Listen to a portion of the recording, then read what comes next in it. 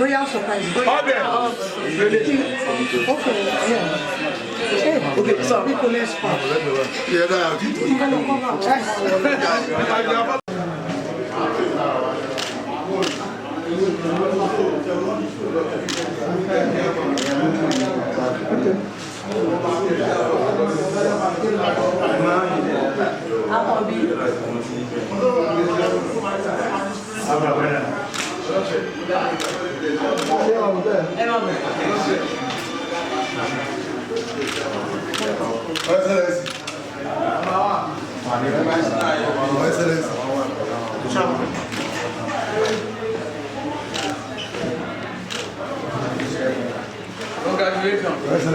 Congratulations.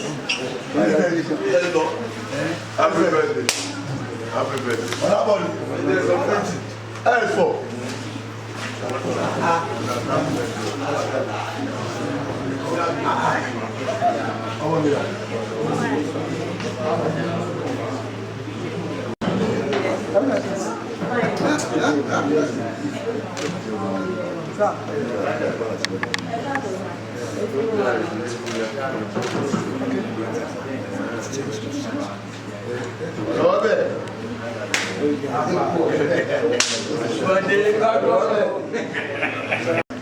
Atimbo.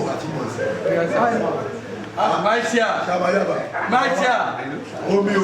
Hey, Omio. Marcia. I got it.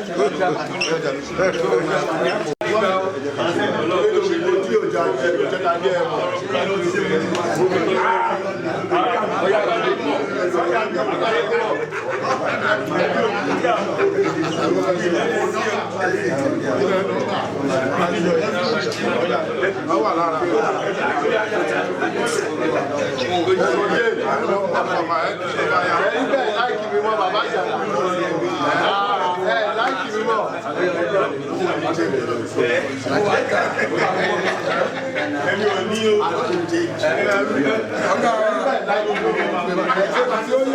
I'm Prince Fuad Oloto.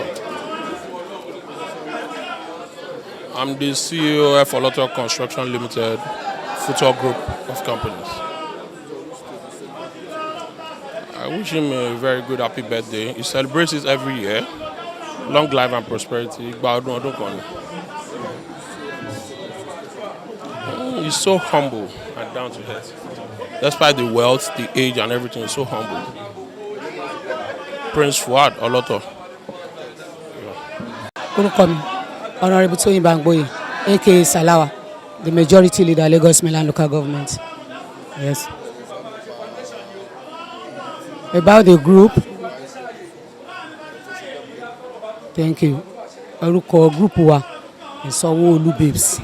Sanwo-Olu Babes, that is the governor of Lagos State. So a jẹ́ group tó ń project àwọn iṣẹ́ tó ń ṣe nílùú. In any program tó bá wà, a máa ń wà ń bẹ̀ pẹ̀lú ẹ̀ in full force. Then à ń jẹ́ kí àwọn community members à ń jẹ́ kán mọ̀ kí ni àwọn iṣẹ́ tó ti ṣe, kí ni àwọn nǹkan tó wà níwájú ẹ̀ tó fẹ́ ṣe, àwọn nǹkan tá à ń ṣe nìyẹn pẹ̀lú. Àlẹ́ ní nítorí pé Honourable Mudashiru, a very wonderful man of our time, ó jẹ́ èèyàn kan tí ó wà straightforward and open-minded somebody ló jẹ́. So ó jẹ́ èèyàn tí a nífẹ̀ẹ́ sí púpọ̀ torí pé kò sígbà tí a máa dọ̀dọ̀ ẹ̀ tí kò kí ń embrace wa, kò sígbà tí ẹ sunkún dọ̀dọ̀ ẹ̀ Ọlọ́run ò ní pa wá lẹ́kún, bóyá ìbá nǹkan kan dọ̀dọ̀ ẹ̀ tí ò ní dáhùn bó ṣe lè kó kéré mọ́. Ó jẹ́ nìkan tí gúrùpù wa ìta nífẹ̀ẹ́ sí nítorí pé ó jẹ́ patron fún gúrùpù yìí. So ìdí nìyẹn tí every October 7 la máa ń wà pẹ̀lú ẹ̀ fún ọjọ́ bí ẹ̀. So Honourable Toyin Bangboye, aka Salawa.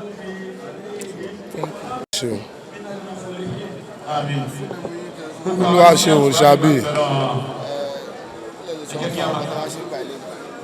Àwa ṣe nǹkan fún ọ̀rẹ́ wa, ẹ̀gbọ́n wa, èèyàn pàtàkì, ọjọ́ ìbí wọn. Kọ́gùn lẹ́mìí, ọkọ làwọn máa takú síbẹ̀, igba ọdún kan ni. Gbogbo ohun tó bá ṣe ń dáwọ́ lé láti ọjọ́ èní lọ kó máa yọrí sí dáadáa. Olúwa ṣe òṣàbí. Miss Adekunle Ademoye, I'm a former member of Lagos State House of Assembly.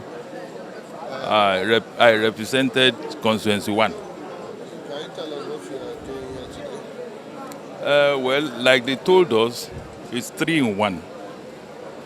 Opening of a new housewarming,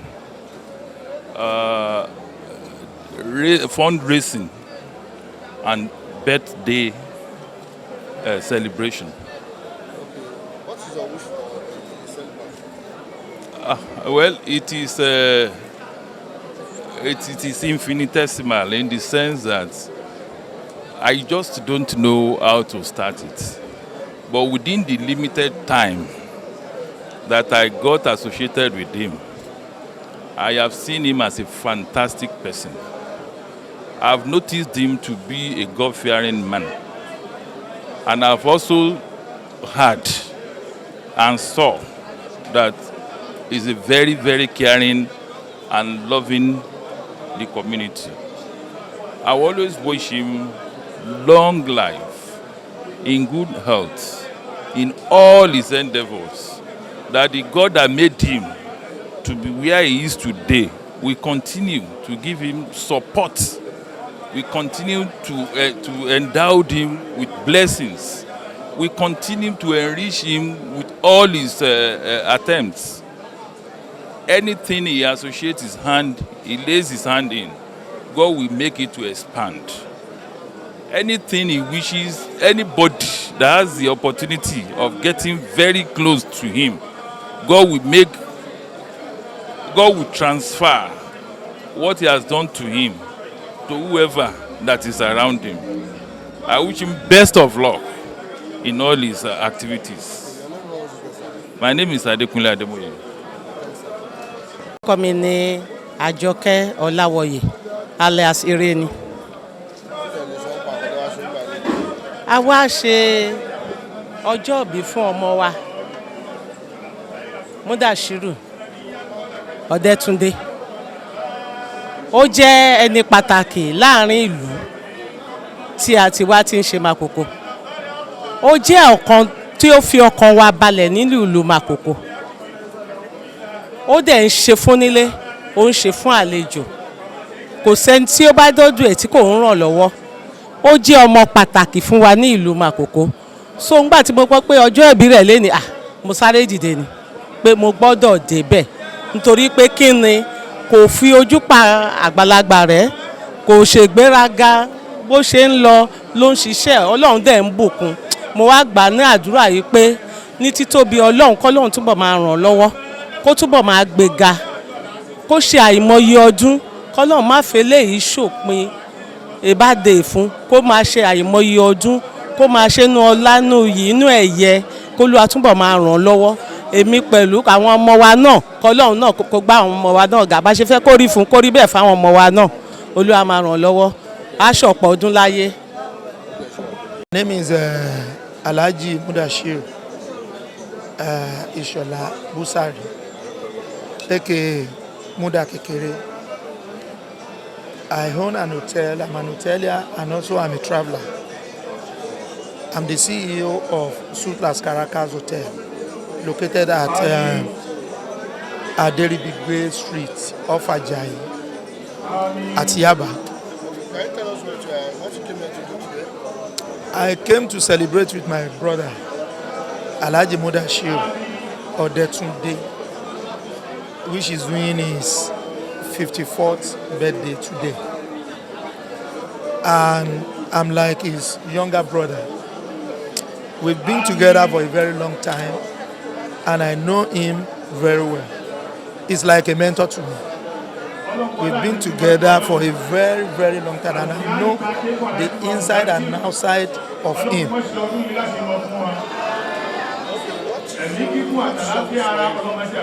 I wish him a very long life and prosperity, and to the rest of his life, to enjoy his rest of his life with good health,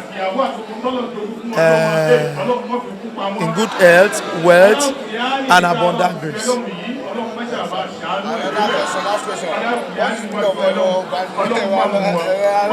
Ẹ̀rọ ayélujára, this nothing get something or media something. That is what they call ẹ̀rọ ayélujára. Honorable Miyaleka Ode Adejare, the executive chairman, Yaba Local Council Development Area. Can you tell us what you came here to do, sir? Well, we want to thank God. We are here to rejoice with our brother, a philanthropist, Alhaji Mudashiru Odekunle, in which all of us know as Shaina. That's why we are here to come and rejoice with him on his birthday ceremony. This is what he has been doing every year, and we thank God that God spare our life despite the challenges this year. For the almost 7 months this year, we have been experiencing challenges for this pandemic diseases, and we thank God. God made us to survive it. So, and what God expects from us is our hearts of thanksgiving, and that's why we are here today to come and rejoice with our brother, to come and celebrate him for a successful life that has been, living, and we want to congratulate him on behalf of the good people of Yaba Local Council Development Area. We are congratulating him for this successful life. We should just go back about the COVID-19 that is. What is your local government? What are the plans you have done for some of your residents in combating the COVID-19? Well, we thank God, as I've said the other time. It may interest you to know that the hospital that Lagos State is using as isolation center has its headquarters in Yaba, and that is IDH, Mainland Hospital. We were very close to the hospital, and we are very close to the government, in which we implement all the policies as regards the control, the prevention of diseases. Our government, during the period, we did a lot of stimulus palliative, which we distribute to the member of the public, and we continue to sanitize the people in our community. All the protocols of the preventive as regard the the diseases. As we distributed the face masks, we established the hand washing centers in some of strategic places, and we continue to tell them, especially in the area of marketing, we make sure that we take control of the market to obey the rules of the regulation that the state government are directed. That the wares we open today, the food items, the following day, they alternate like that. We follow it and we implement it to the letter. So we thank God that we don't experience so much disaster in our local government. Your name once again, sir? I'm Honorable Mialeka Odiadejare, the Sub-Chairman, Yaba Local Council, the Balance area. Thank you, sir. You're welcome. Orúkọ mi ní Táíbàt Bọ́láńlé Ọdẹ́túndé. Màmá ni mo jẹ́ fún Múdàṣírù Ọdẹ́túndé, Ọlánrewájú Àkànbí Ọdẹ́túndé.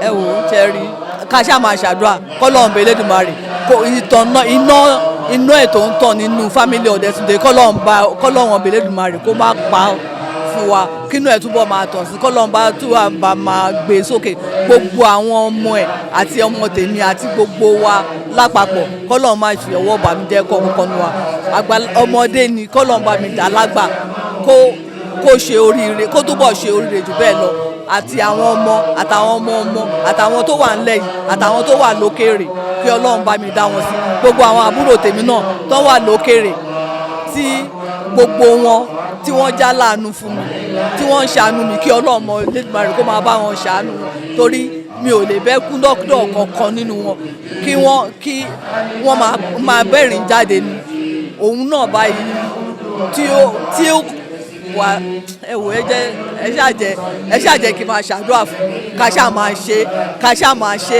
k'Ọlọ́run Elédùmarè kó mọ bá mi gbé aláàánú alárànṣẹ́ alátìlẹ́yìn kó bá mi fit àkóbá àdáàbá ẹjọ́ ẹlẹ́jọ́ wá bí wá sọ̀tẹ̀nù ẹ̀ k'Ọlọ́run bá Elédùmarè k'Ọlọ́run má jẹ́ orí láyé láti ọlọ́ àtẹ̀mí àtàwọn ọmọ náà bí òun náà bọ́lọ̀ ń ṣe gbé ọwọ́ tiẹ̀ náà sókè k'Ọlọ́run tó wá gbé àwọn tó kù náà lẹ́yìn ẹ̀ k'Ọlọ́run bá gbé wọn sẹ́yìn kó má rí bànújẹ́ lórí kan gbogbo nǹkan tó wá jẹ́ ìdùnnú ẹ̀mí ọkàn ẹ̀ wọ Ọlọ́run ọba Elédùmarè má ṣàbá mi mú kúrò nínú ìgbésí ayé nínú ìdílé wa náà Ọláìná àti iná. Princess Ọláìtàn Dosùnmù. So a lot ni mo lè sọ nípa ẹ̀ because ó jẹ́ èèyàn kan tó jẹ́ pé aláàánú gidi ni and is very very faithful to everyone even family bá ṣe jẹ́ family yìí náà ó jẹ́ èèyàn kan tó jẹ́ gbòógì ó dẹ̀ jẹ́ pé ẹni tó jẹ́ pé olójú àánú ni bí mo ṣe sọ kò sígbà tó bá gbá ìṣòro wọ ọ̀dọ̀ ẹ̀ ó ní bá ìṣòro yẹn jáde whenever you go to him you just anything even you cry to him he's going to answer you with his good heart. You will be so happy that you met him. He's a loving and kind somebody, and I wish him long life and prosperity. I wish him many more years in good health, and I know that God will always bless him. Whatever he lays his hand upon, it shall be well with him. Thank you so much.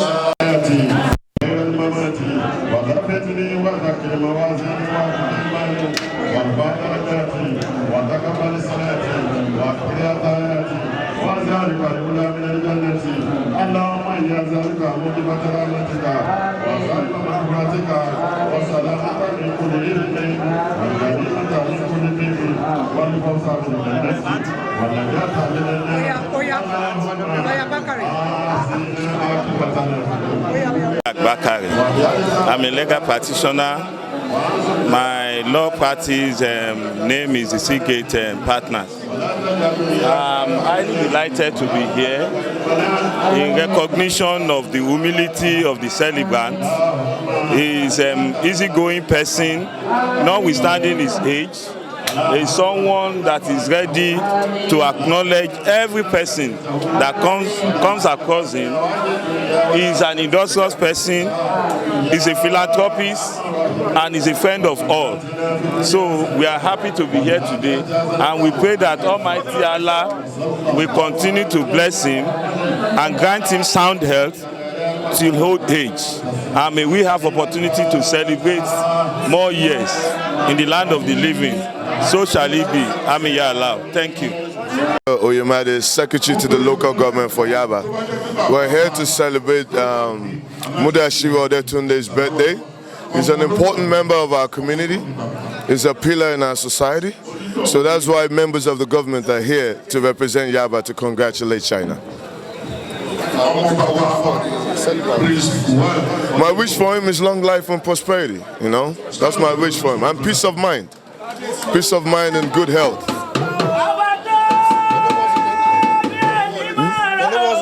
Adetayo, I'm the secretary to the local government. Alhaji Gani Barisha. So, adúpẹ́ ọjọ́ ìní fún brother àtọ́n ṣe ọjọ́ ìbílẹ̀ ní China ọmọdé. So, kí wọ́n pẹ́ jù báyìí lọ fún wa. Wọ́n kó wa jẹ̀pẹ̀ lágbára Ọlọ́run. Lágbára Ọlọ́run wọ́n kó wa jẹ̀pẹ̀. Well, good afternoon. I'm City Father Adekunle Basho. Can you tell us what you came here to do? You said? Can you tell us what you came here to do?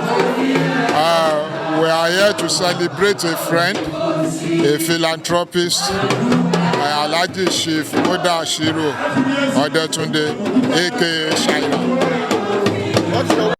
And happiness, more years to celebrate on this planet Earth.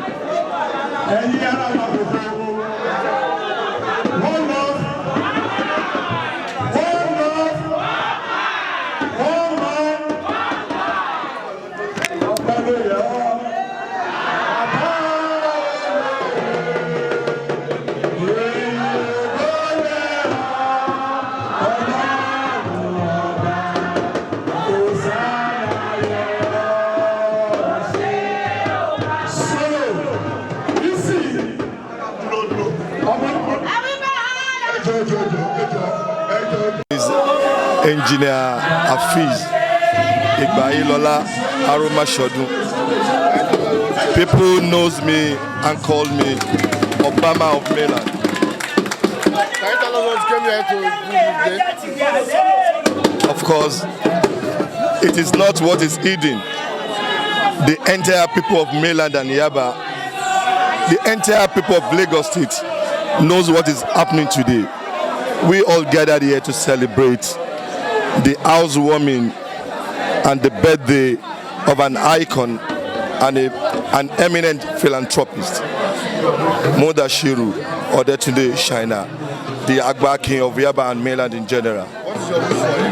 Well, it's very, very quite clear. I pray to Almighty Allah in His infinite mercy, who have been showing His mercy and His blessing upon him, should continue to bless him and prosper all that concerns him. Thank you very much. Honorable Monsuru Alao Owolabi Batula.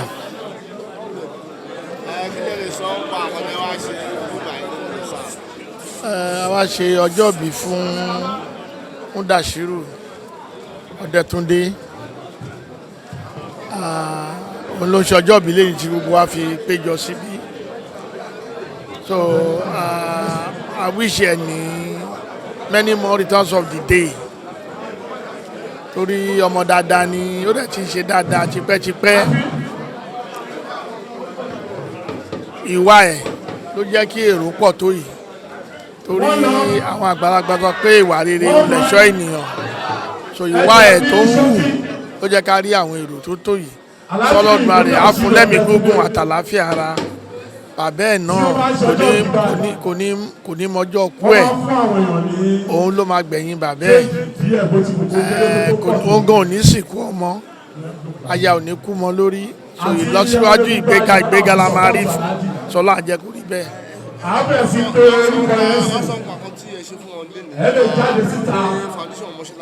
láti wá gba envelope bóyá first round.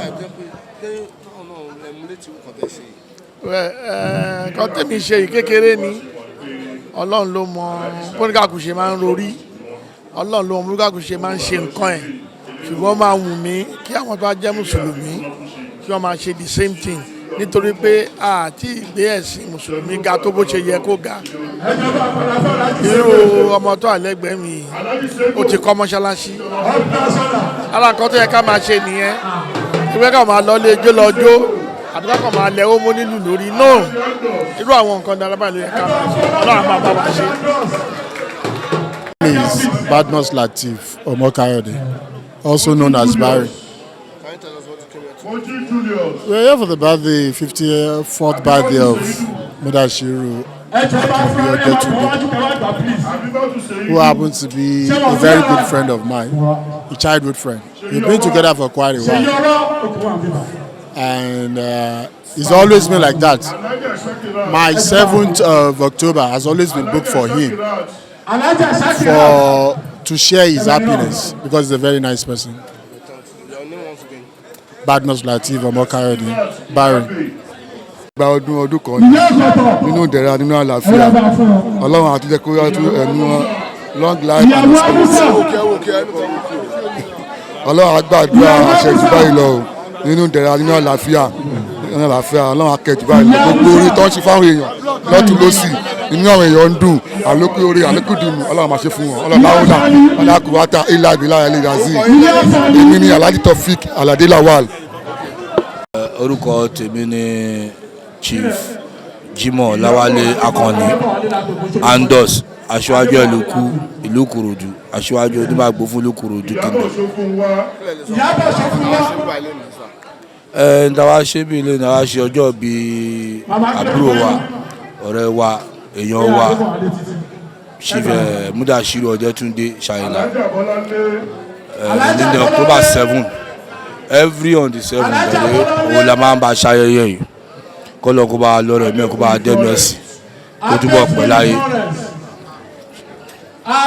Ó wá ń ṣe èyí tó ń ṣe lénìí ó tún yàtọ̀ sí bó ṣe máa ń ṣe tẹ́lẹ̀ ti tẹ́lẹ̀ a máa ń ṣe pátí a máa ń ṣe fàájì ni ṣùgbọ́n tẹ́lẹ̀ yìí ó fi ṣe àwọn nǹkan ribiribi sí community tó ti dìde gbogbo àwọn ará Makoko lónílé lóko lọ́mọdé lágbà ló pín owó empowerment fund ó dẹ̀ fi ṣèjókòó àwọn àfáà pé inú dùn ọjọ́ bí ó bá wọn láyé gbogbo àwọn tó dẹ̀ gbowó náà wá fi ṣe nǹkan rẹ̀ lọ́gbọ̀rọ̀ lọ́bọ̀ yẹn máa jẹ́ nìyẹn.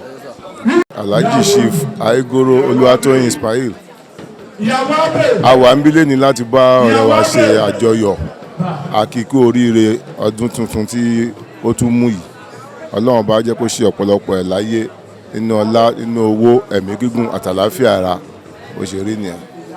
mi ni Prince Aládétàn Adékúnléjọ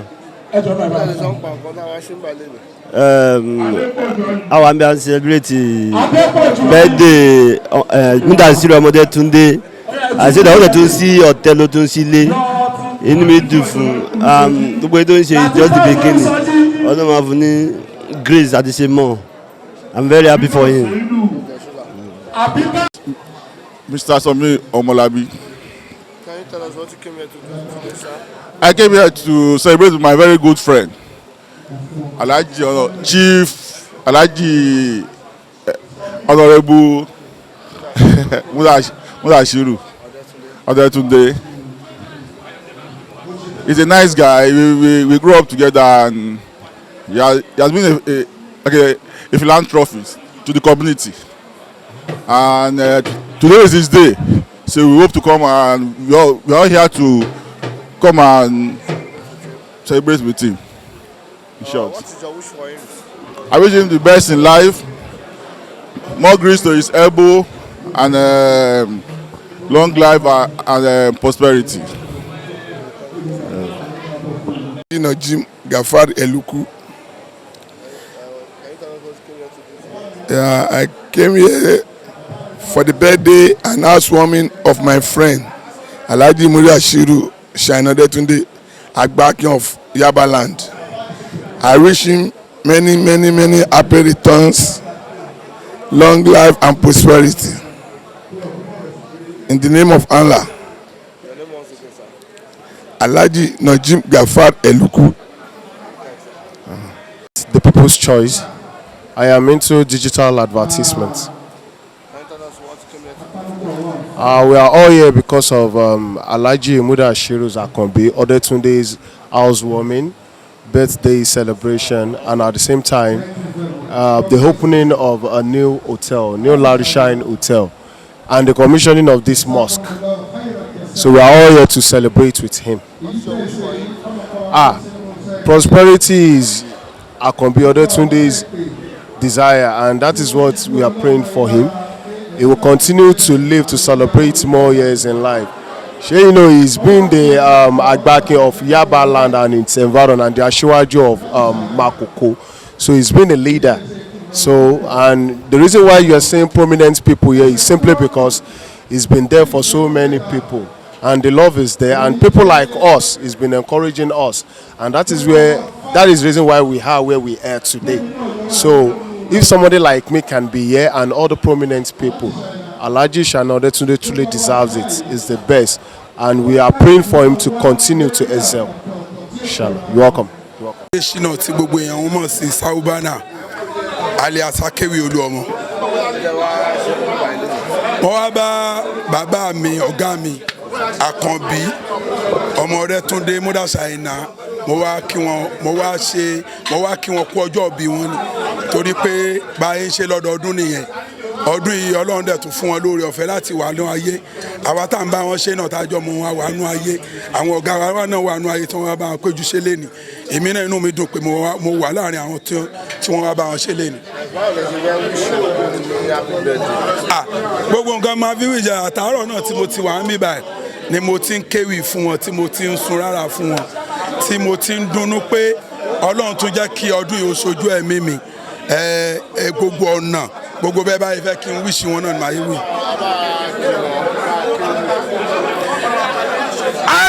Àkànbí ẹ̀dẹ́ mi o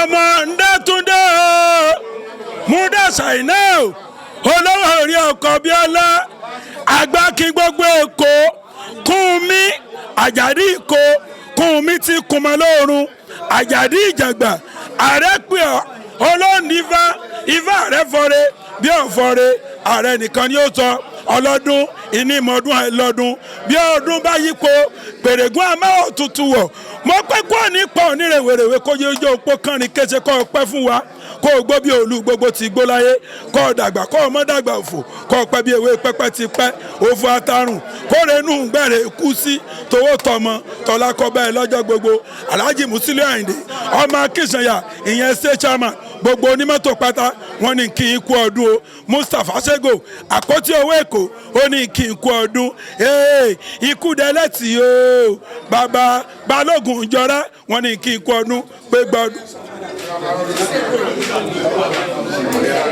Sego àkótí owó Èkó olówó orí ọkọ̀ Àbẹ̀bí ó ní kí n kú ọdún o ó ní kò ní pààyàn rèwerèwe kóríjó ogbó kánrin kése wàlìjímọ̀ àti oníkì pẹ̀kọ́ ẹ̀kọ́ ọdún pẹ̀kọ́ nípa ìrèwèrèwé kùdẹ̀lẹ́tì gbogbo state officer pátápátá gbogbo àwọn àgbàgbé Èkó wọ́n ní kí ẹ pẹ́gbà ọdún kan ni òní kò yẹ ẹ sọ o ọmọ adìlẹ̀ ìdógún èmi Akéwì Olúọmọ gangan mo wá ń kí í pẹ́gbà ọdún kan ni àti péjú sọdún ọdún yìí o àjọ sẹ́mi ìtòwó tọmọ àìkú ti ṣe baálẹ̀ ọ̀rọ̀. Fadeke Ajibade. I'm a friend to Abiola Odetunde.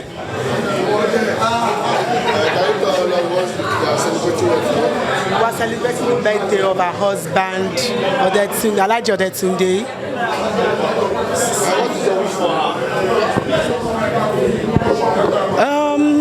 I wish him well. I wish him success. I wish him more blessing, more money, in good health. And the good Lord will bless them soon with a bouncing baby boys, twins. I wish him all the good things in life. Okay. Your name once again? My name is Fadi Tunde, aka China, Agbake of Yaba land.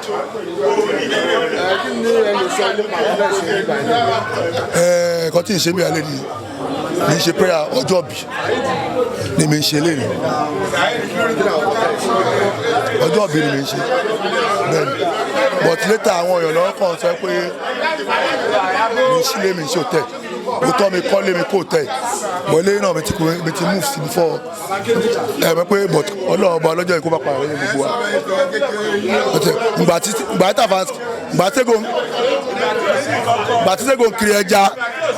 Ṣẹ́gun kiri ẹja ni mi ti mọ̀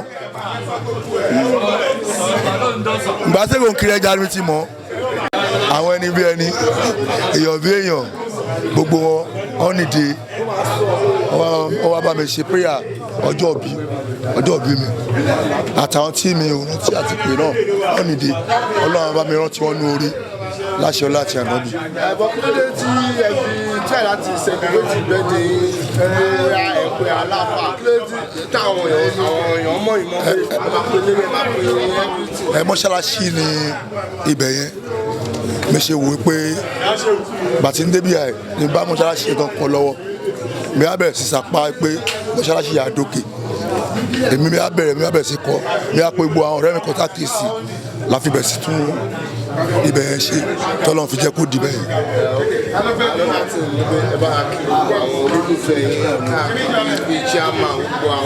mi kí gbogbo olólùfẹ́ mi Mudashiru Ọdẹ́túndé àti chairman Yaba local government àti àwọn leader wa mi kí Honorable Monsuru Olabi Alawo ṣènìyàn mi kí Honorable Jay Jimoh náà mi tara Ọlọ́run kí gbogbo wọn Ọlọ́run nípa àlàyé gbogbo wọn. orúkọ èmi ni Alhaji Mudashiru Ọdẹ́túndé China. Yes sir. Àti gbọ́ nípa. ọmọ bàbá mi lọ́jọ́ Ọlọ́run ọba tó máa ń kọ́ ẹ̀dá mọ́ ṣe bọ̀ ìdí títí mi mọ̀ pé mi lè ṣe mi máa ń ṣe bóyá torí pé èmi náà ọ̀nà tí ń gbà kọjá tó mi wá láti ìdílé olówó ọ̀nà tí mi náà gbà kọjá kí n tó bẹ̀rẹ̀ sí torí ẹ̀ tí máa rí ẹ tó bá kújẹ káàtó ó máa ń wù mí láti ṣàánú wọn. Irú ilẹ̀ nígbà ẹ̀ka gẹ́gẹ́ bí àgbàlagbà irú ilẹ̀ tẹ́ máa ṣe. ọjọ́ iwájú náà Ọlọ́run bá ọlọ́jọ́ ni kó lè kó ká dàgbà ká dògbó kó lọ́dọ̀ fi pé ìsìn àlàáfíà ara fún wa kó lọ́ bá fa àlàáfíà jẹ́ àríyá bọ̀dé èmi ní òògùn tí n bá dàgbà nígbà tí ń dì níwọ̀nba but torí 54 years mi celebrate lérí tí n bá dàgbà tí n wọ 70 tí n wọ 80 mi fi pé kí n jókòó kí n relax gbogbo iṣẹ́ kí n ṣe wàhálà ṣe kí mi náà máa jẹ káwọn mọ àwọn ọmọ mi náà Ọlọ́run ọba kí n rí wọn lárí ìdùnnú. I'm Karol Abisi. I'm a developer and I'm a contractor to both local government, both Yaba and Lagos mainland. We are celebrating the birthday for Alhaji Mudashiru Ọdẹ́túndé, then and the housewarming and the hotel. That is what we are doing. I wish him well. I wish him the best. I wish him with good health. And I'm praying long life for him. He should live long. Because the way he's behaving, is everybody satisfied with him. Not only his family, he satisfies everybody. He's a man of God. And I wish him good luck and good health. Alhaji Taofeek Ajadi Balogun. Adúpẹ́ fọ́lọ́run position Ọlọ́run lèmi ní position ọ̀kan. Ọ̀rẹ́ mi tímọ́tímọ́ ta ìjọ bẹ̀rẹ̀ láti kékeré títí tó fi dì sí yìí. Adúpẹ́ fọ́lọ́run ọba. Ọ̀rẹ́ tó dáa ni padà ìjọ wà tipẹ́ tá n bá wa ṣe ni wàá wish ẹ ní happy birthday many happy returns aṣọ ọ̀pọ̀lọpọ̀ ọdún láyé nínú owó ọlá ẹ̀mí gúngún àtàlàáfíà ìgbà ọdún kan ni. My name is Afolabi, but people normally call me Afo. Afolabi. Can you tell us what you came here to do today? We came to rejoice with my brother on his birthday. I wish him many happy returns. He's a good fellow. So we are here enjoying ourselves. I wish him the best in all his life. Your name was again? Afolabi, but people normally call me Afo. Thanks.